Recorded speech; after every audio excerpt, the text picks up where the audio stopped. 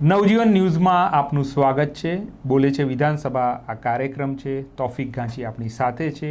તેઓ આજે ગાંધીનગર જઈ આવ્યા. આજે બજેટનો દિવસ હતો અને બજેટની આજે આ ચર્ચામાં વાત નથી કરવાની. વાત કરવાની છે તેની આસપાસનો જે માહોલ છે, હળવી પળો છે, જે કંઈ અવનવું તોફિકે જોયું છે એ વિશે આપણે આ કાર્યક્રમમાં વાત કરીએ છીએ. તો આજે પણ કાર્યક્રમનો દોર એવો જ રાખીશું કે જેમાં થોડી હળવી વાત થાય, થોડા બહારના માહોલની વાત થાય. તો તોફિક, આજે શું છે વિધાનસભામાં આમ ચડસી હતી, શું હતું માહોલ? કહો. બજેટની વાત તો આપણે અભ્યાસીઓ કરશે એ, અને તમે સ્ટોરીમાં પણ કરી છે, પણ માહોલ શું હતો આજે? આજે મારે વાત કરવી છે ધારાસભ્ય વિમલ ચુડાસમાની ગાડીની. જનરલી જે પોલીસની ગાડી હોય છે, તો પોલીસની ગાડી ઉપર જે પેલી તમે કલર લાલ કે વાદળી કલરની લાઇટો જોતા હો છો, ઉપર લાઇટ લગાવેલી હોય છે.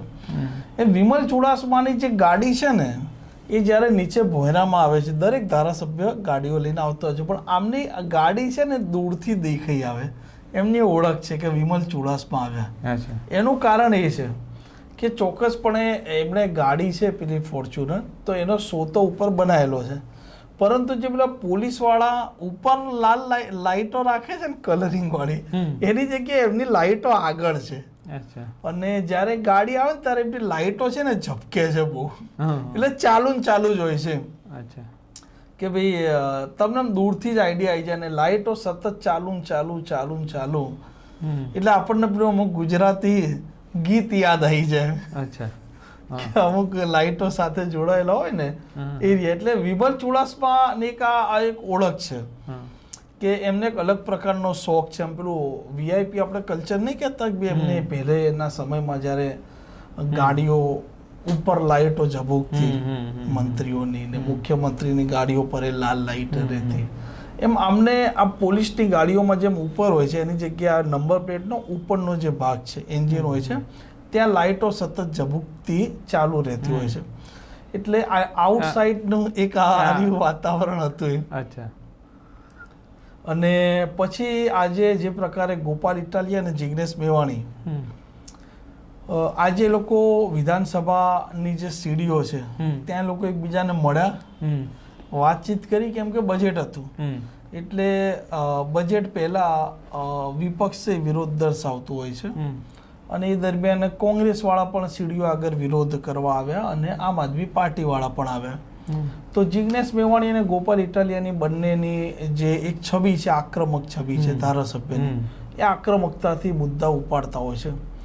તો ગોપાલ ઇટાલિયા જ્યારે જતા હતા અને જિગ્નેશ મેવાણી ત્યાં સીડી આગળ ઊભા હતા, તો એમને બોલાવ્યા.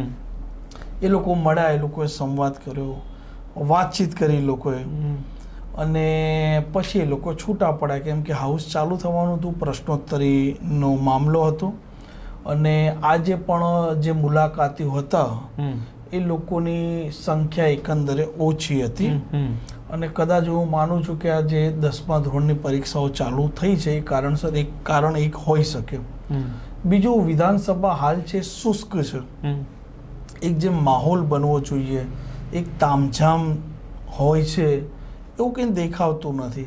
જ્યારે બધા ધારાસભ્ય આવે, ગાડીઓ એમાંથી નીચે ઉતરતા હોય છે અને પછી સીડીઓ ચડીને ઉપર જતા રહેતા હોય છે. આઉટસાઇડનો આચાર્ય માહોલ હતો. પણ આ બજેટ જ્યારે રજૂ થતું હોય ત્યારે એ મિનિસ્ટર છે એમ બહુ વાર સુધી ઊભા રહીને બોલતા હોય છે, ત્યારે એ વખત શું આ ટેલિવિઝન પર તો એવું દેખાય છે, પણ ખરેખર શું એ એટલા કલાક ઊભા રહે છે, વચ્ચે બ્રેક લે છે, એવું કંઈ તમે ધ્યાને આવ્યું હોય? એટલે હાઉસની વાત કરો છો કે? હું હાઉસની વાત કરું. હાઉસની વાત કરું. હા, એ સતત એમને ઊભું રહીને બોલવું પડે. ઓકે, બોલવું પડે, એ બોલતા હોય. અને પછી એ દરમિયાન જે યોજનાઓ બધી ની વાત કરતા હોય, કાં તો કેટલો ખર્ચ થશે, ત્યારે તમારું શું ઇમ્પ્રેશન છે કે એ ધ્યાન દઈને એમએલએ સાંભળતા હોય છે? કારણ કે એમને સાંભળવું જોઈએ બજેટ. હા, જો વારંવાર હું હાઉસની જ, તમે વાત ખુલી છે તો હાઉસની શરૂઆતથી જ વાત કરવા છે કે આજે મૂળ પ્રશ્ન હતો ગૃહ વિભાગનો, અને દારૂ હોય કે ડ્રગ્સ હોય, આવા મુદ્દા તો સ્વાભાવિક છે કે વિરોધ પક્ષના જે નેતાઓ હોય એમના માટે તો આ ગમતા મુદ્દા હોય જ. અને કાયદો વ્યવસ્થાના મામલે સરકારો બનતી હોય છે ને સરકારો પડતી હોય છે, આ એક જ પ્રશ્નને લઈને. એટલે દારૂ અને ડ્રગ્સનો મુદ્દો હતો, ગૃહ વિભાગનો પ્રશ્ન હતો, એટલે આજે આ મુદ્દો ગાજ્યો. કેવી રીતે ગાજ્યો? એવી રીતે કે શૈલેષ પરમાર ઊભા થયા અને એમણે પ્રશ્ન પૂછ્યો અમદાવાદનો, અને પહેલાં અમિત ચાવડા, કે ભાઈ અમદાવાદ છે એ મુખ્યમંત્રીનો વિસ્તાર છે અને સુરત છે તે ગૃહમંત્રીનો વિસ્તાર છે, અને આવી સ્થિતિમાં ત્યાં જે દારૂ પકડાયો, ડ્રગ્સ પકડાવાની વાત હતી, શું અધિકારીઓ પર કાર્યવાહી થઈ, એને લઈને જ્યારે એમણે વાત ચાલુ કરી ત્યારે સ્વાભાવિક છે કે એ આડકતરી રીતે પણ પોલિટિકલી સ્ટેટમેન્ટ આપતા જ હોય, તો એને લઈને ધમાસાણ મચવાનું ચાલુ થયું.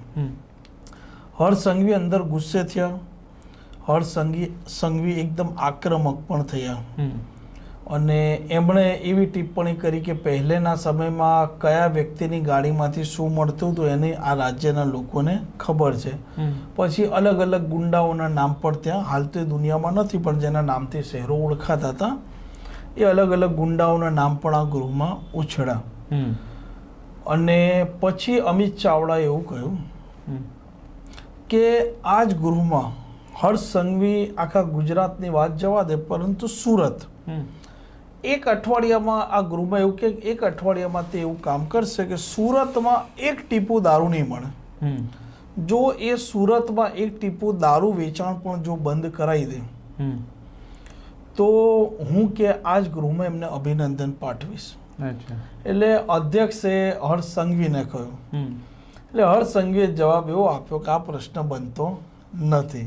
એટલે આડકતરી રીતે આ વિરોધ પક્ષના જે વિપક્ષના ધારાસભ્યો છે, બરાબર છે, એમણે હર્ષ સંઘવીને ઘેરાય ખરી, અને હર્ષ સંઘવી એમના વિસ્તારમાં દારૂ બંધ કરાવી શકશે એવો એ જવાબ પણ ના આપી શક્યા. એમણે એવું કીધું કે પ્રશ્ન બનતો નથી. પછી શૈલેષ પરમારે પ્રશ્ન એવો ઉપાડ્યો કે ભાઈ દારૂ પકડાય છે, ડ્રગ્સ પકડાય છે, સારી બાબત છે, પોલીસ પકડી રહી છે. પછી એમણે આંકડા પણ આપ્યા કે ભાઈ આટલાનો દારૂ પકડાયો, પરંતુ એમણે એવું કીધું કે પોલીસના પાસે જ્યારે વિગતો આવે છે ત્યારે પોલીસ દારૂ પકડે છે, પરંતુ તમારે એ જવાબદારી તો લેવી પડશે ને કે આ તો માહિતી મળીને પકડ્યો, પરંતુ કેટલા લીટર દારૂ પીવાયો એ પણ કે તમારે આ જવાબદારી લેવી પડશે ને.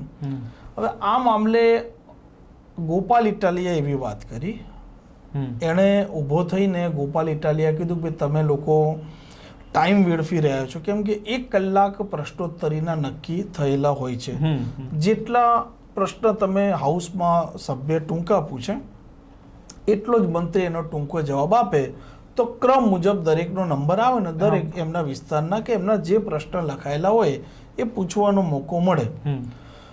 ગોપાલ ઇટાલિયાએ એવું કહ્યું બાર ગૃહના બહાર કે ભાઈ કોંગ્રેસ અને ભાજપે આજે હર્ષ સંઘવીને લોકોએ ગોઠવી લીધો હતો.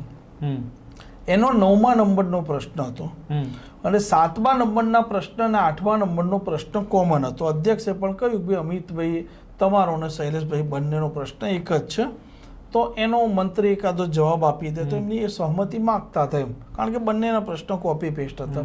એટલે ગોપાલ ઇટાલિયા બહાર આવીને એવી વાત કરી કે આ લોકોએ ગોઠવણ એટલે કરી હતી કે મારો પ્રશ્ન અને મારો નંબર પૂછવાનો ના આવે.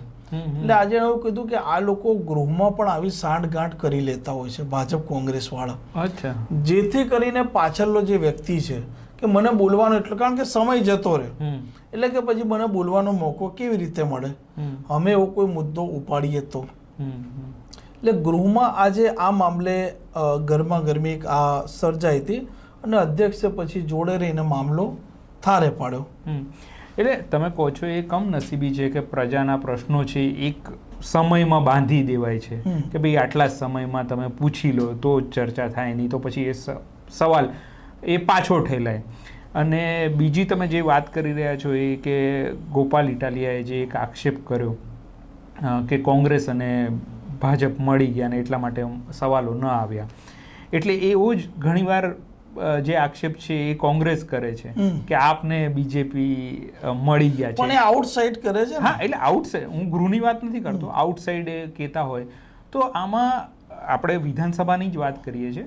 પણ વસ્તુ એ છે કે જ્યારે આવી રીતે આક્ષેપ થાય ત્યારે પ્રજા શું સમજે, પ્રજા તો કન્ફ્યુઝ થઈ જાય. હું આજની જ વાત કરું, બે ધારાસભ્યો મને મળ્યા, મેં એમને એવું પૂછ્યું, મેં તો અવારનવાર તમે લોકો આ હાઉસના બહાર જ્યારે સભા ગજવતા હોય છે, નિવેદનબાજી, ભાષણબાજી આક્રમકતાથી કરતા હો છો, પરંતુ મેં તો જ્યારે એ ગૃહમાં આજે એમના પાસે દારૂ ડ્રગ્સનો મુદ્દો પણ હતો પૂછવા માટે આક્રમકતાથી, કારણ કે બહાર એ દારૂના મામલે જે લોકો મીડિયા હેડલાઇન બને છે અને આ રાજ્યના લોકો છે એમને એ જ કારણસર સાંભળે છે.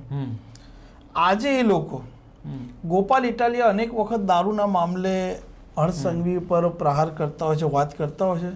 આજે હમણાં પ્રશ્ન નહોતો પૂછ્યો, બીજો પૂછ્યો હતો. અચ્છા, પ્રશ્ન સારો હતો કે ભાઈ સુરત અને રાજકોટમાં જે પોલીસ દ્વારા જે વાહનો જપ્ત કરવામાં આવે છે તો એને મૂકવા માટે સરકારની શું વ્યવસ્થા છે, એની કોઈ જમીન છે કે નહીં?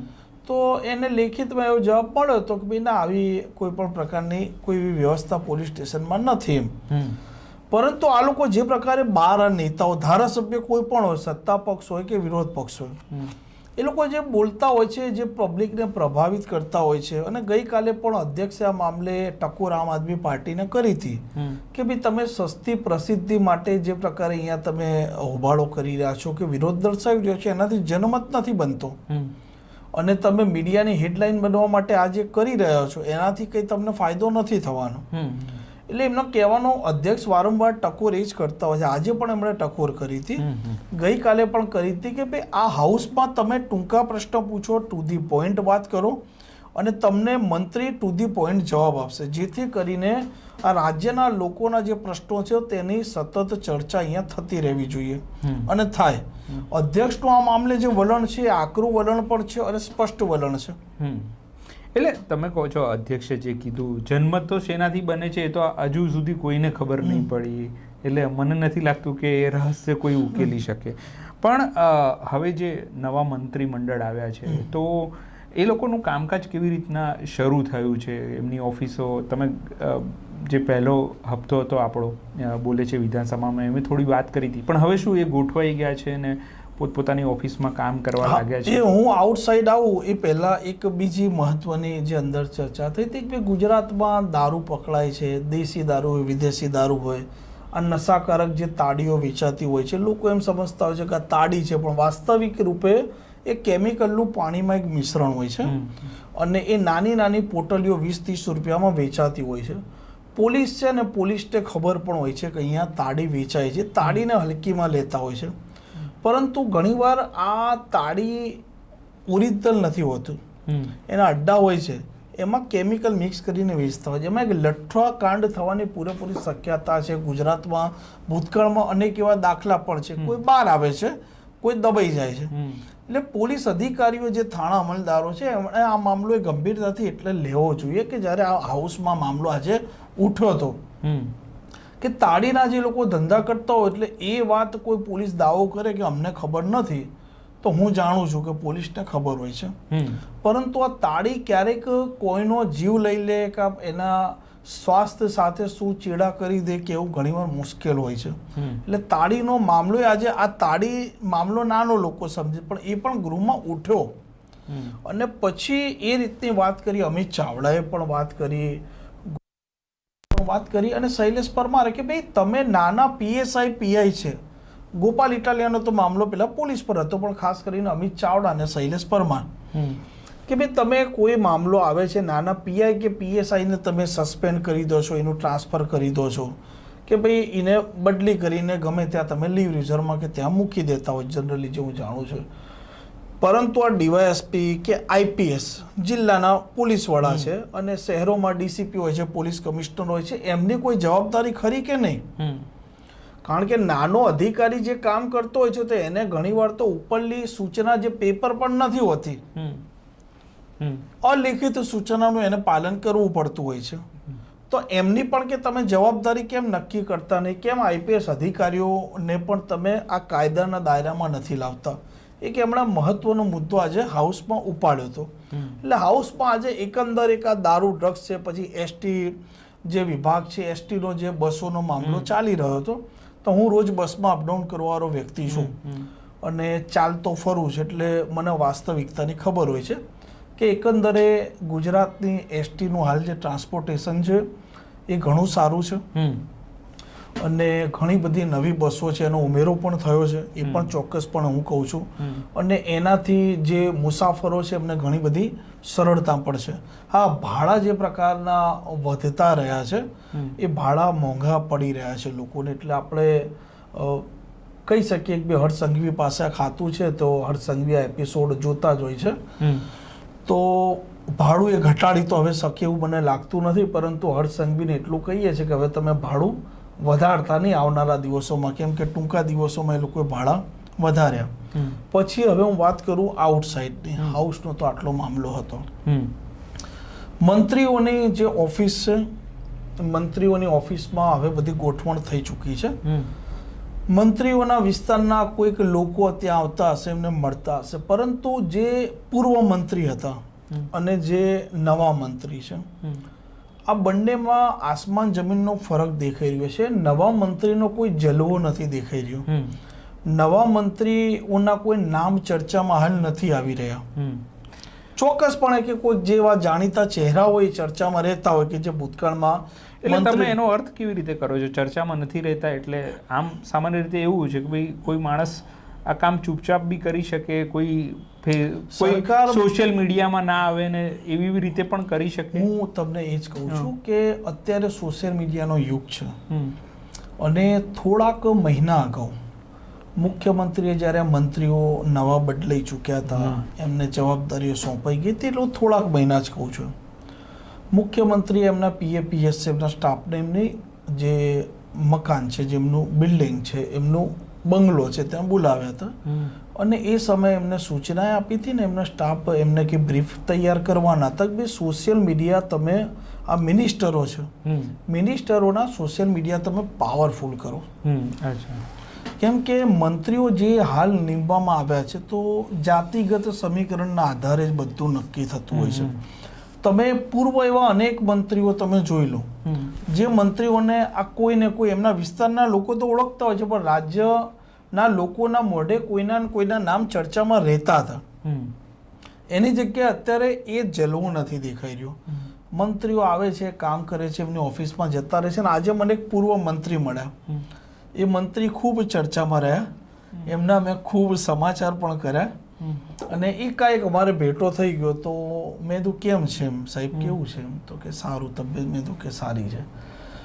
તો મેં કીધું શું લાગે છે તમારું મંત્રી પદ કેમ ગયું એમ? તો કંઈ જવાબ એ ના આપી શક્યા. પછી મેં એવું કહ્યું કે તમને શું લાગે છે બધું તમારા સમયે જે મંત્રીઓ હતા, તમારો દરેકનો એક જલવો હતો, ચર્ચાનો મુદ્દો રહેતો હતો. અત્યારના મંત્રીઓ જે છે બધું ચર્ચામાં એટલા નથી દેખાઈ રહ્યા, કોઈ જલવો નથી દેખાઈ રહ્યો. તો એમને ક્યાંક ને ક્યાંક એમણે મારી વાત સાથે સહમત થયા, શાબ્દિક રીતે સહમત ના થયા પણ મારી વાત સાથે સહમત થયા. અને મેં કીધું મંત્રી પદ જતું રહ્યું તો કે હું તો એક લાંબા સમયથી કે ધારાસભ્ય તો છું નહીં, કે મારે મારા વિસ્તારના લોકોની સેવા તો કે કરવાની જ છે ને, હું કરતો રહું છું. પરંતુ જે હું નોટિસ કરી રહ્યો છું એનાથી સહમત થયા. એટલે ક્યાંક ને ક્યાંક આ મંત્રીઓ છે એમના સોશિયલ મીડિયા હાલ એટલા કદાચ પાવરફુલ નહીં હોય, અને એ પ્રમાણે કારણ કે અત્યારનો સમય કેવો છે કે સોશિયલ મીડિયામાં તમે જેવા ચમકો એવા તમે ચર્ચામાં રહો. અને જે પ્રકારે કોઈ પણ વ્યક્તિ ચર્ચામાં રહેવા માટે અવનવા તરકીબો કરતબ કરતા હોય છે, એવું તમે દાખલો લઈ શકો કે તમે જિગ્નેશ મેવાણી, ચૈતર વસાવા, ગોપાલ ઇટાલી, વિરોધ પક્ષ, સત્તા પક્ષ તો જવા દો, અમિત ચાવડા, એ ચર્ચામાં રહેવા માટે કેવી રીતે વર્તે છે? એ તો સત્તામાં નથી, તેમ છતાં આ તો મંત્રી હોય તો કેવી રીતે હોય? ઓકે, હા, એટલે તમારી વાત સાચી કે ભાઈ અત્યારે એક યુગ આ માઇનસ પોઈન્ટના સેન્સમાં હું જોઈ રહ્યો છું, માઇનસ પોઈન્ટના હું સેન્સમાં જોઈ રહ્યો છું. કેમ કે આવનારા દિવસોમાં હવે સ્થાનિક સ્વરાજની ચૂંટણી છે અને એ પછી ચૂંટણીઓ આવશે વિધાનસભાની. તો સ્વાભાવિક છે કે જે હાલ મંત્રી છે એમને તો મેદાનમાં ઉતારવા જ પડશે કે એમણે એમના વિભાગ માટે કે સરકારનો હિસ્સો હતા તો શું શું કામ કર્યા, રાજ્યના લોકો સામે તો એમણે મૂકવા પડશે ને. પણ આ તો ખાલી જસ્ટ એક વાત છે કે તમને એવું નથી લાગતું કે ભાઈ આ જે સોશિયલ મીડિયા પર પ્રચારનો આખો જે નવો એક ટ્રેન્ડ નીકળ્યો છે, તો એમાં પછી આ તમે ટ્રેન્ડમાં એટલા વહી જાઓ છો કે પ્રજાના કામ પછી પાછા ઠેલાતા જાય? પ્રજાના કામની તો હું તમને એક દાખલો વધારે આપું. કે સ્વર્ણિમ સંકુલ 1 અને સ્વર્ણિમ સંકુલ 2માં ચાલુ દિવસોમાં ને અત્યારે કોઈ નાગરિક છે અને રજૂઆત કરવા આવું છે તો વિધાનસભાની ઓફિસ આવે અને પત્યા પછી અધિકારીઓ તો એમનો સમય રહેવાના જ છે કે ભાઈ 10 થી 6 જેમનો સમય હોય કે 11 વાગે આવે તો માની લો કે આજ હાઉસ 8 વાગે પતી ગયું, એમની કામગીરી માની લો ઓફિસની પૂરી થઈ ગઈ ને લોકો કદાચ SS1માં ના જાય તો અહીંયા તો બેસવાના એ લોકો, એ તો એમના ઓફિસના ટાઈમે જ નીકળવાના. કોઈ પણ વ્યક્તિ રજૂઆત કરવા આવે તો ખાસ કરીને સોમવારે મેં નોંધેલું પણ છે કે મંત્રીઓ મોડા આવે, મંત્રીઓ ગુલ્લી મારે. તો આવી સ્થિતિમાં રાજ્યનો નાગરિક છે જેની ફરિયાદ લઈને આવે તો ક્યાંય ઓફિસમાં અધિકારીને આપી દે, અધિકારી તો સ્વીકારી લેવાનું. પરંતુ મંત્રીને લોકોએ ચૂંટીને બેસાડેલા છે, એ વાતને સારી રીતે સમજી શકે, સંબંધિત અધિકારીઓને સૂચના આપી શકે, એનું ફોલોઅપ લેવડાવી શકે. એવી પણ ઘટના છે કે મારે આજે એક અધિકારી સાથે પણ આ મામલે વાત થઈ હતી. એવી પણ ઘટના છે કે જ્યારે કોઈ વ્યક્તિ દૂરથી આવે છે, અરજી અધિકારીને આપીને જતો રહે છે ને જ્યારે એનું કામ ન થાય ત્યારે બીજી વાર આવે છે. એ સમય અધિકારી કે તમારી અરજી તો યાર મને મળતી નથી, ખોઈ ગઈ લાગે છે, કામ કરો ને કે તમે બીજી આપી દો ને. એટલે આવો આપણે એવું નહીં કહેતા કે 100% લોકોના કામ નહીં થતા, પણ આવો પણ એક મામલો છે, આવો પણ એક મામલો છે. ઓકે, હવે છેલ્લું તમને સવાલ એ છે કે ભાઈ આ મંત્રીમંડળ નવું બન્યું, આ સરકાર અત્યારે તો એની પ્રાયોરિટી શું લાગે છે અત્યારે આમ કે ભાઈ પ્રજાના બધા પ્રશ્નો સોલ્વ થવા જોઈએ, કાં તો પછી કોઈ પ્રશ્ન ઉઠવા ના જોઈએ, એના પહેલાં જ આપણે અમલ કરી દો જે કંઈ આપણા કામનું છે, બહુ એક્ટિવ રહો. એટલે એવો કંઈક એક મંત્ર શું આપ્યો છે સરકારે મંત્રીઓને, એમના MLAને, એવું કશુંક તમે કહી શકો? જો મુખ્યમંત્રીએ તો અનેક વખત કહ્યું કે ભાઈ તમે આવનારા લોકો છે એમને મળો, એમને સાંભળો. અધિકારીઓને પણ સૂચના આપવામાં આવી છે, ઉચ્ચ અધિકારીઓ જે IAS કક્ષાના છે, કે સોમવાર મંગળવારે તમે સમય ફાળવો, લોકોને તમે મળો. મુખ્યમંત્રી લેવલેથી આ સૂચનાઓ આવતી હોય છે, પરંતુ પાલન નીચેના લેવલે નથી થતું. આ એક કમનસીબી છે. અને લોકોના કામોની વાત છે તો હવે સ્વાભાવિક છે કે રાજ્ય છે એટલે લોકોના કામ હોય, અપેક્ષા હોય, દરેક વસ્તુ હોય, બજેટ હોય, ફળવાતા હોય છે. કેટલાક કિસ્સામાં ધારો કે આ 4,08,000 કરોડ આસપાસનું આજે બજેટ અંદાજપત્ર રજૂ થયું છે. હવે જ્યારે આ વર્ષ પતવા આવશે એ સમયે જ્યારે તમે અલગ અલગ વિભાગને કેટલું બજેટ ફાળવેલું છે, એનું કુલ કેટલી રકમ ફળવાય એની વિગતો જ્યારે આપણે મેળવીએ છીએ ત્યારે આ નેતાઓ પણ મેળવતા હોય છે, ધારાસભ્યો.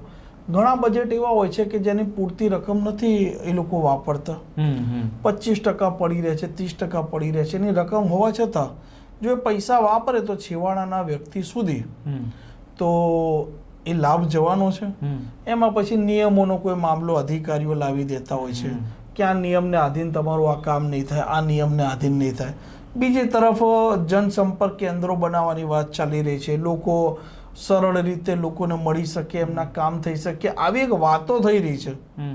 પરંતુ આ બજેટનું મેં આજે કીધું, બજેટનું ફૂલ ગુલાબી ચિત્ર અત્યારે કે ભાઈ મોટું બજેટ છે, પરંતુ એ રકમ કેટલી વપરાય છે વિભાગમાં, એ સૌથી મહત્વની વાત એ છે કે કોઈ એક ચોક્કસ યોજના માટે કોઈ એક રકમ તમે નિર્ધારિત કરેલી છે તો 100% રકમ એ વપરાવી જોઈએ.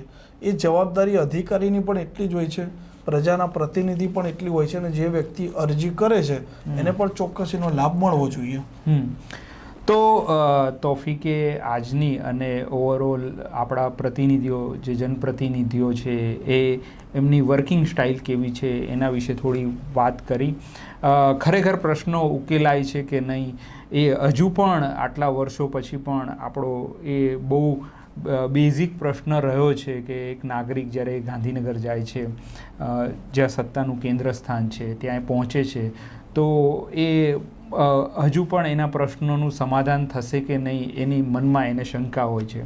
તો આ બોલે છે વિધાનસભા અમે સતત તમારી સમક્ષ આ રીતે લેતા આવીશું ને એની જે અવનવી વાતો તમારી સમક્ષ મૂકીશું. અત્યારે મને અને મારા સાથી તૌફિક ઘાંચીને રજા આપશો. નમસ્કાર.